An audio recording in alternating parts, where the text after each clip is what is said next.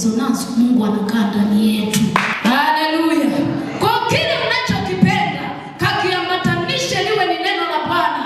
Kama wewe unapenda kuinuliwa, unapenda uwe mtu fulani kwenye nchi hii, usione umekosea. Maana kuna walokole wanaendaga kinako kimbele za Mungu. Unatamani uinuliwe, unaenda kuomba Baba, kama tutakavyoona wewe. Utakavyoona wewe unapenda kuinuliwa. Kwa sababu ukitamka, simwambia maneno yanaumba. Tazama Isaya 57:19 anasema, ninayaumba maneno ya matunda ya vinywa vyenu. Amini amini, yeye aliye mbali na aliye karibu nitamponya. Na Mithali ni 18:20 kama sijakosea, anasema tumbo la mtu linashibishwa kwa maneno ya mdomo yake. Sasa wewe unatamka kingine, kilichoko moyoni ni kingine. Maombi yanajichanganya. Unachokipenda wewe ndicho ambacho Bwana anapenda. Kwa hiyo ukienda kuomba, kaombe kibabe na